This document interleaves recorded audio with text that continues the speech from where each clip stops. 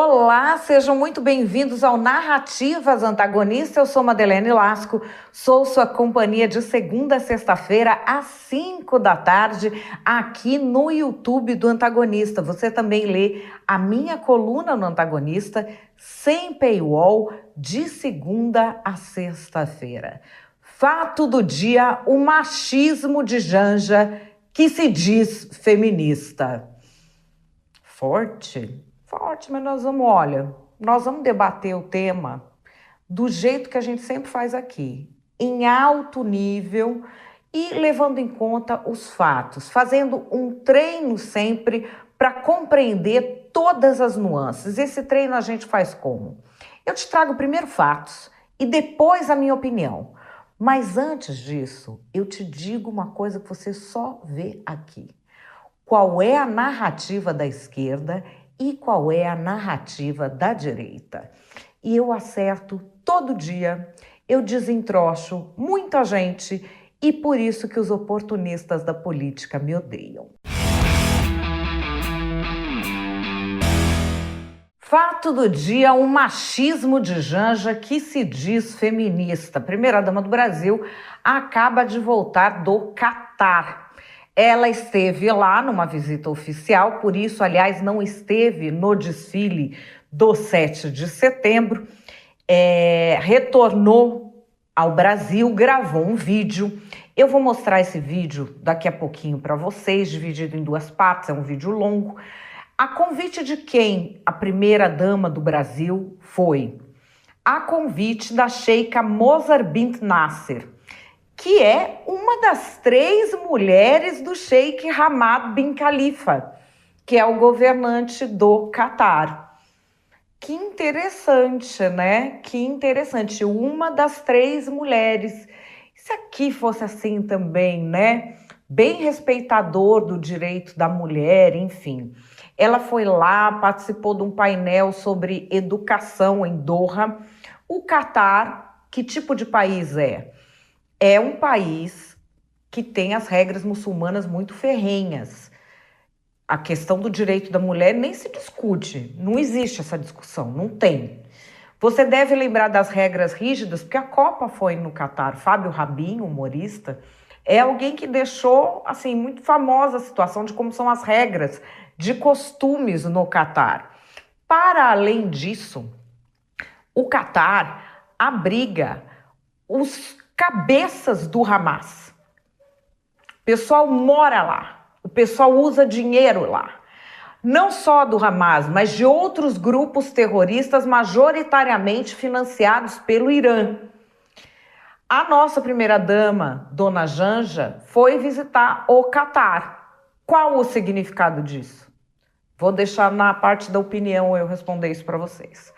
Mas vamos então entender por que a gente tem uma primeira-dama que se diz empoderade, que subiu a rampa do Palácio do Planalto com todas as minorias, e a escolha para a visita oficial no Oriente Médio não é da única democracia que respeita minorias na região, Israel, mas é de um país que nem reconhece os direitos das mulheres que ela diz defender.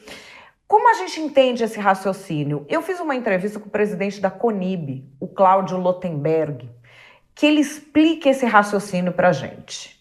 Mas o fato é que a esquerda, de maneira geral, ela se apropriou do conceito do progressismo. O que é um progressista? Uma pessoa que luta pela inclusão social. Ora, o capitalista que gera emprego não cria inclusão social? Com que direito a esquerda acha que aumentando taxas e impostos ela consegue, na verdade, fazendo distribuição de dinheiro e de riqueza, ela está criando inclusão social? E, lamentavelmente, eu acho que não é uma visão muito própria. Mas essa mesma esquerda, no seu mundo discursivo, tá? E ela não é maioria no mundo, porque tem muita gente contra, aliás, eu acho que a maior parte, porque a direita sempre foi mais silenciosa, ela está se rebelando. E está dizendo o seguinte: primeiro, eu também sou progressista, porque eu também trabalho pela inclusão social.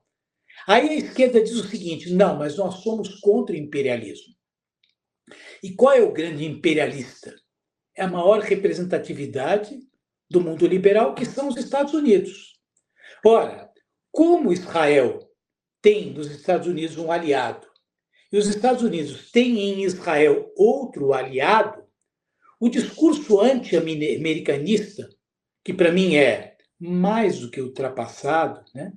Acho que é absolutamente arcaico, desnecessário, ele, de certa forma, se aproxima muito do discurso de uma série de países que tem, nas suas lideranças, uma representatividade da esquerda. No cenário geopolítico, isso se materializa, com países como a Colômbia, com países como o Brasil, a própria Venezuela. Veja a distorção, Marlene. Nós temos o BRICS, que unia os países dentro de uma linha de países emergentes dentro da economia. De repente, o que o Irã tem a ver com o BRICS? O que a Venezuela tem a ver com o BRICS? Então, esta mistura toda tenta, de certa forma, criar aí um alinhamento que, por confrontar os Estados Unidos, confronta Israel. Vamos lembrar agora o que são esses terroristas do Hamas. No início do ano, eu estive em Israel e fiz uma série de reportagens aqui para o Antagonista chamada Israel em Guerra. Eu vou trazer aqui para vocês um recorte disso. Vocês podem procurar aí, que vocês veem a série toda, mas tem um recorte disso, que é o depoimento do meu amigo Oded Lugassi, filho de brasileiro, viveu aqui no Brasil e foi um dos voluntários no resgate de pessoas que foram atacadas pelo Hamas. Ele vai contar como foram tratadas crianças na cidade de Sderot. E eu tirei o cinto, peguei o menino, ele tinha tomado um tiro na cabeça, só que eu não tinha visto ele. Quando eu levantei ele, eu tinha entendido. E eu andei com ele nos braços de lá até o caminhão, até colocar ele no caminhão. Isso é uma imagem que eu nunca vou esquecer, porque segurar uma criança de 7 anos naquela situação física, 7, 8 anos, eu não sei, são 20 passos que eu fiz de lá para cá. Acho que são os 20 passos mais difíceis que eu te fiz na vida. Falando em Hamas, cujos líderes residem no Catar, tem abrigo do Catar, tem proteção do Catar, que foi visitado pela nossa primeira-dama, Dona Janja.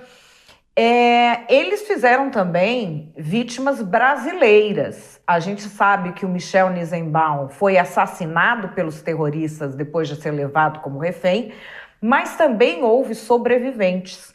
O Rafael Zimmermann, que é um cidadão brasileiro, conta o que esses terroristas abrigados pelo Catar fizeram com ele. Ele estava naquela festa supernova e se escondeu num bunker. E teve de passar horas debaixo de vários corpos dilacerados por granadas. Um pedaço do corpo. E era uma questão muito difícil, porque as pessoas que não conseguiam sair de lá. Porque os terroristas, eles brincavam. Eles faziam silêncio. E quando as pessoas achavam que eles tinham ido embora, elas saíam e eles matavam. Então, assim, eles brincavam. Eu ouvia a risada deles, eu ouvia eles gritando Allahu Akbar sem parar. Então era muito complicado, porque como que você vai sair de lá, né?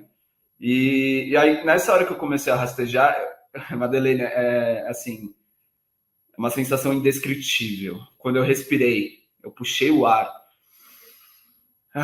eu soltei. Na hora eu fiz xixi. Na hora, de alívio, de estar respirando. Não era de medo, não era de dor, de alívio, porque eu respirei. E aí, nessa hora eu pensei comigo mesmo, cara, taca uma bomba, atira, pode fazer o que quiser, só não me tira o ar, por favor.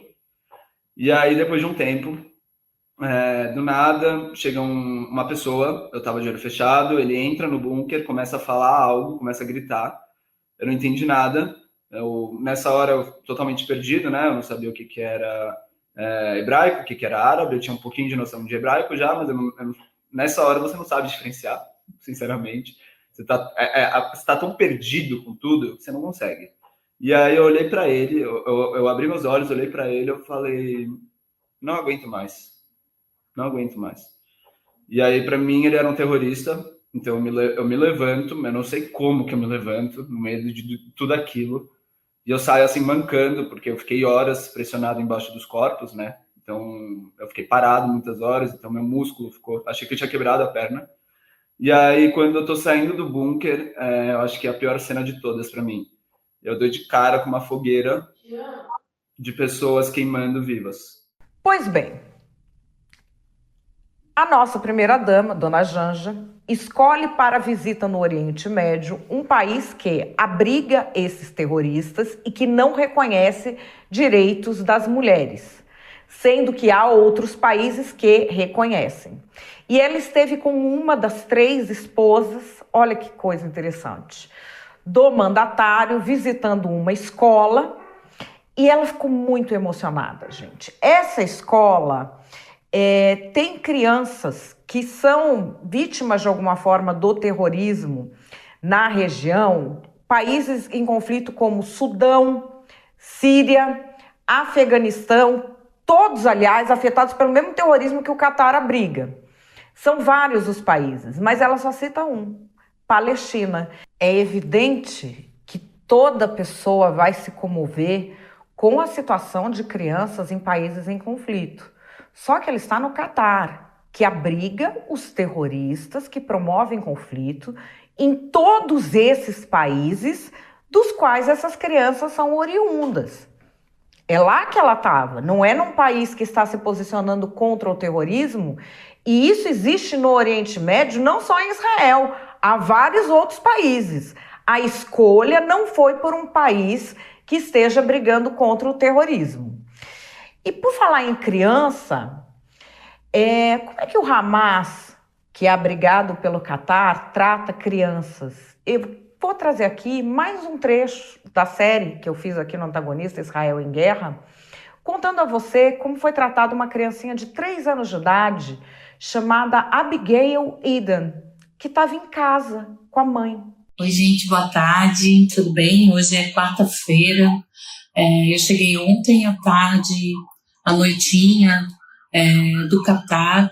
Eu viajei ao convite da Sheikha Moza e foi muito importante.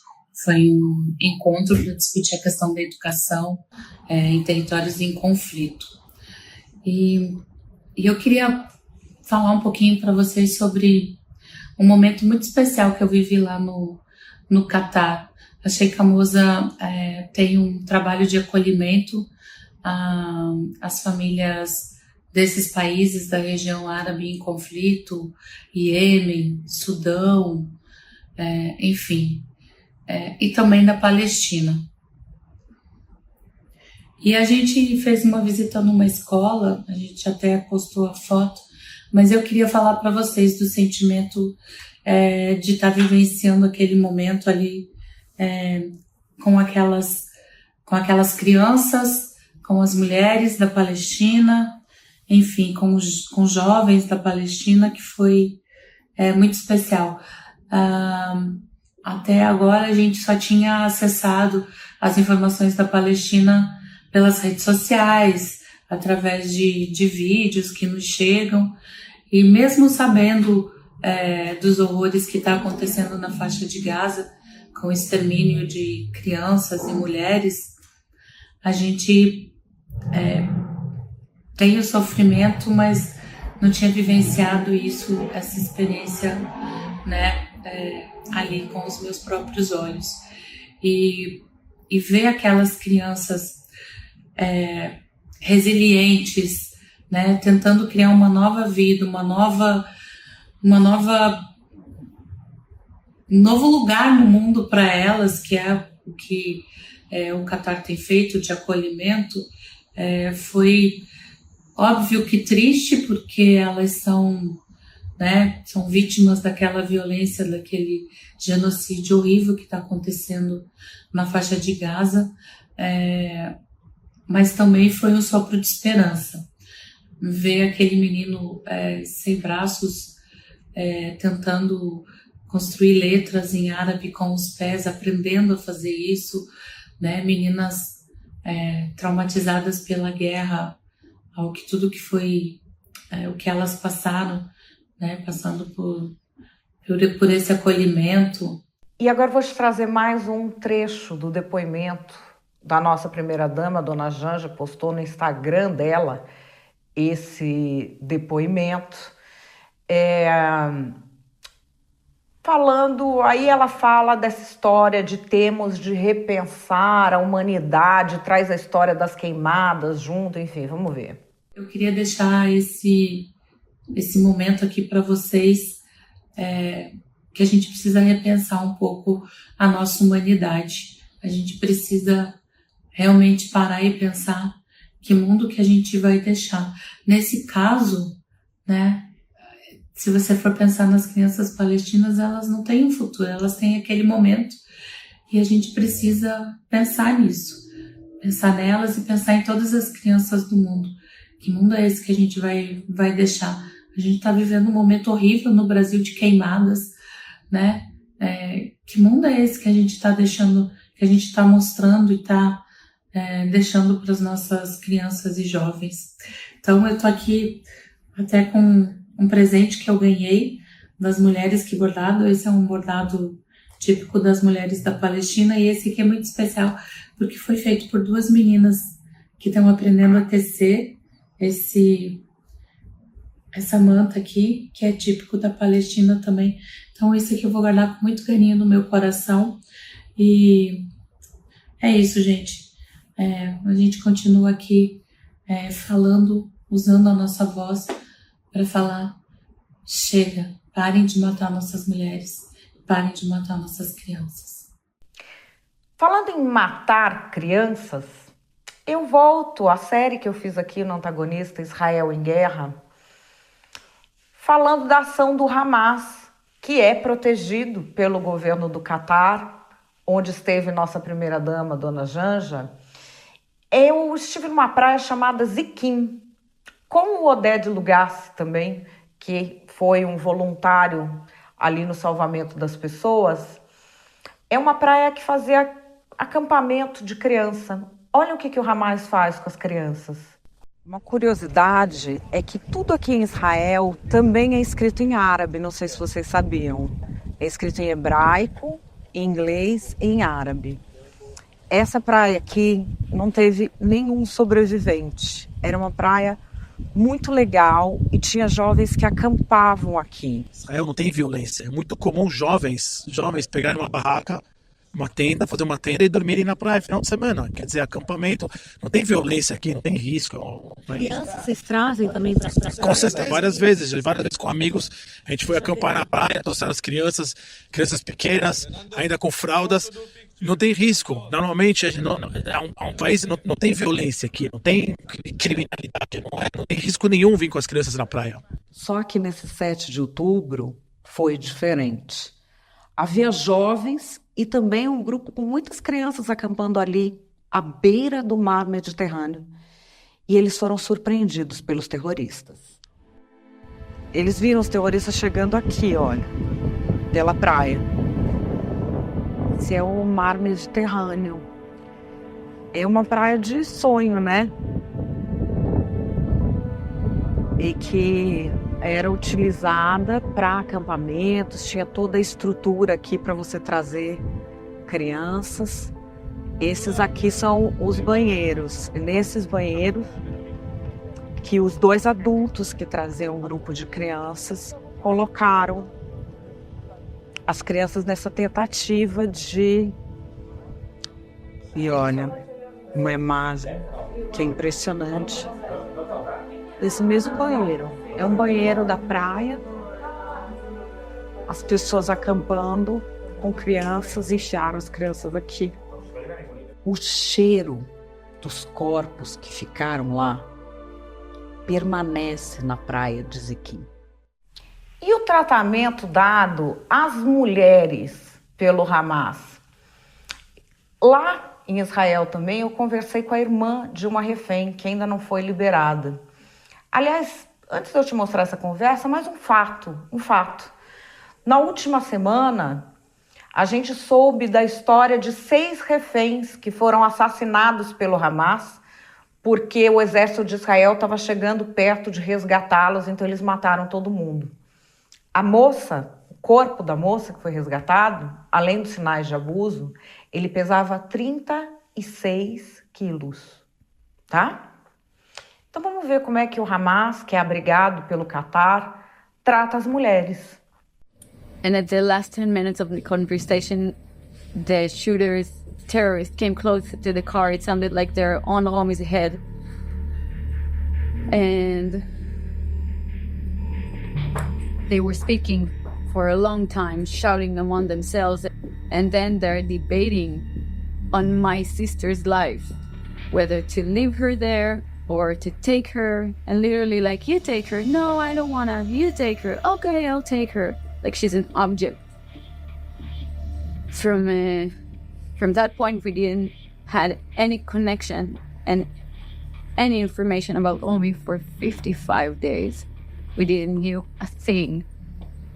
But when the released hostages came out and approached us, they told us that they saw her and that she's alive. It was just such a huge relief because we didn't knew even that. But they also told us that she's getting the worst treatment there is. First of all, at the car, when they got her out, she was trying to play dead, but one of them checked her pulse and saw that she's alive.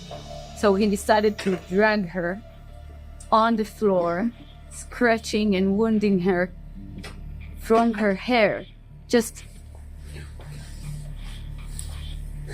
and from her hands, from her wounded hand. And with all that, we need to deal with the thought of my sister as a young woman held by terrorists that doesn't give a damn about her life or her mental situation. They can do whatever they want to her. Whatever they want. They're not giving them food. She's not showering. Her hand is infected. If they're letting them change their clothes or go to the bathroom, one of them is watching her. Se vocês quiserem ver a série Israel em Guerra todinha, aqui tem o trailer, Eu acho que, se você não viu ainda, veja. Tem muita coisa interessante.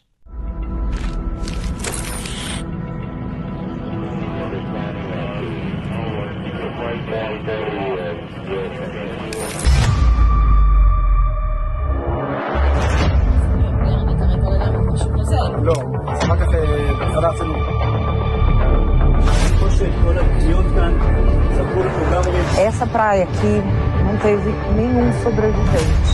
Era uma praia...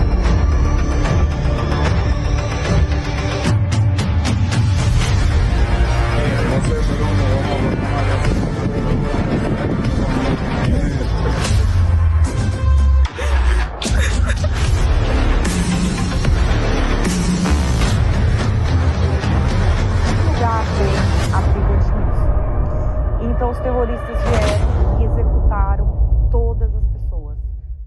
Bom, diante de tudo isso, o que é que você acha? Qual é a sua opinião? Calma, que antes de você opinar, vambora para ouvir as narrativas da esquerda e da direita. Como a Janja é necessária e empoderada. Ela teve a sensibilidade de ir até lá, de ver as crianças da faixa de Gaza, de olhar no olho, de enfrentar esse imperialismo norte-americano que quer se impor sobre a livre determinação do povo da Palestina. Nós precisamos de uma Palestina livre do rio ao mar, sem o patriarcado, sem o colonialismo do homem branco opressor cis-hétero, representado por Israel.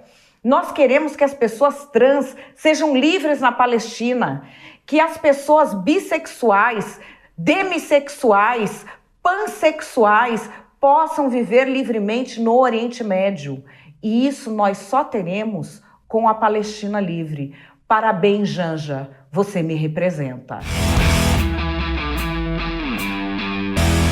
Gente, por que o Lula não nomeia a Esbanja ministra do Turismo? Porque eu nunca vi para viajar igual essa mulher.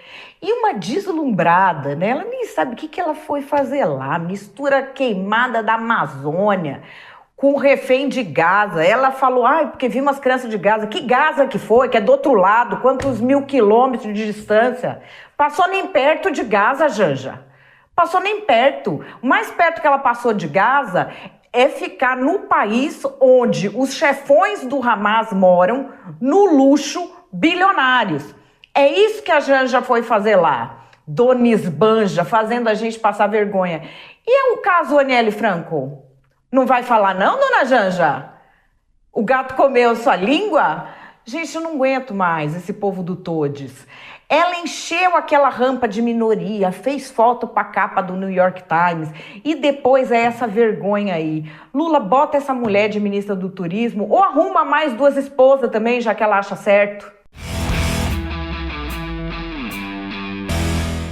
E qual é a minha opinião? A minha opinião é que em um vídeo só, nossa primeira-dama, dona Janja, deu o triplo twist carpado do machismo. Primeiro, endossando um regime em que mulher não tem direito e o homem pode ter 500 mulheres. Depois, calando sobre o financiamento de um grupo terrorista que usa estupro como arma de guerra. E depois, calando sobre o caso Aniele. Gente, nenhuma palavra? Nenhuma palavra mesmo? Serião?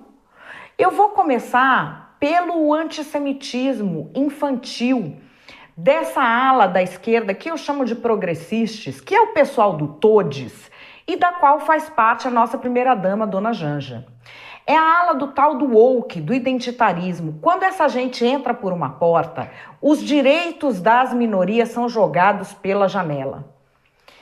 Essa ida ao Catar, um país onde a mulher não tem direitos, ela foi ao Catar com a terceira mulher do cara, que só fala porque o cara deixa, a mulher lá com uma roupa que é obrigada a usar, ela vendo as mulheres sem direitos nenhum ali, de boa, beleza. Por quê?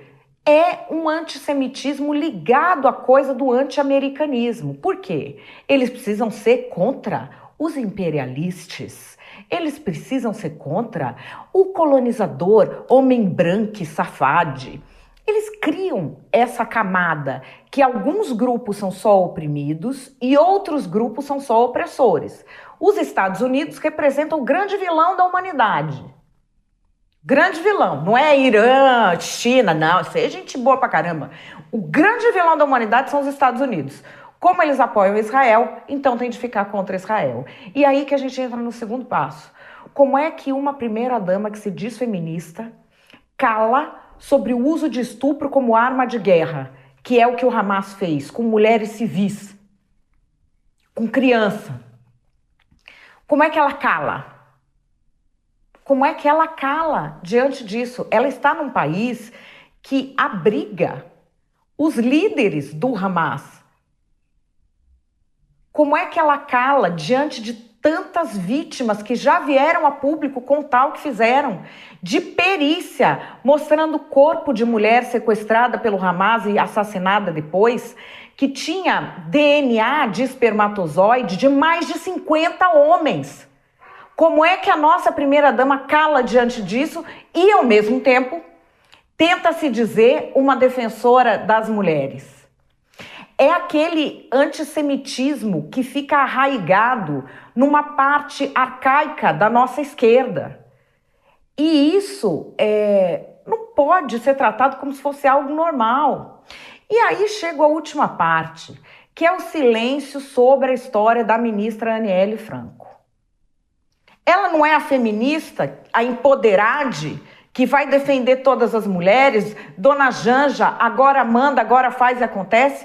Ela sabia há meses e não aconteceu nada. E aqui eu vou trazer um detalhe para vocês. Não vou desrespeitar quem fala que tem que ser investigado, porque eu acho que tem de ser investigado mesmo. Não tem de ser cancelado, não tinha de ser demitido, mas vou trazer para vocês uma situação da qual Janja estava ciente. E da qual Lula estava ciente. Aniele Franco reporta que sofreu vamos dizer, um assédio sexual, para a gente simplificar, é importunação sexual, a denominação correta, ok?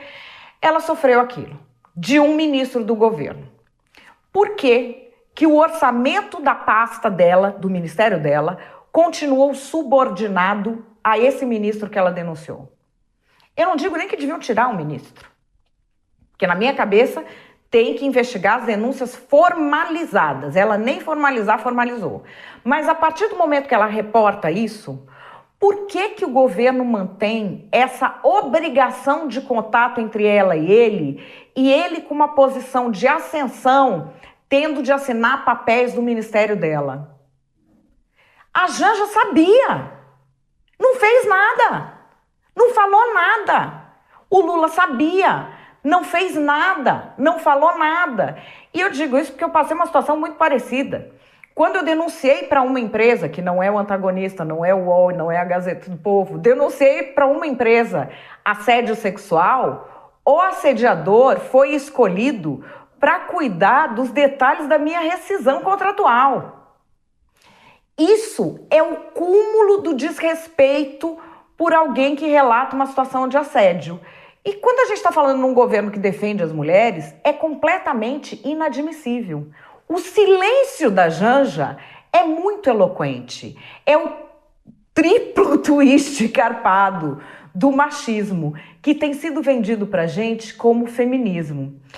Eu acho que chega, né, desse pessoal do Todes.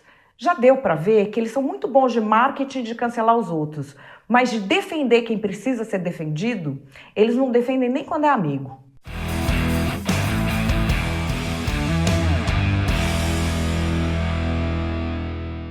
Bom, pessoal, Narrativas Antagonistas vai ficando por aqui. O que é que você acha dessa história toda? Hoje acho que até eu me exaltei, gente, que esse assunto mexe comigo. Juntou o combo de tudo que mexe comigo, mas vocês compreendem, né? Já dá o seu curtido, seu like, curta, comente, compartilhe. Tô aqui amanhã de volta às 5 da tarde. Grande beijo, até lá.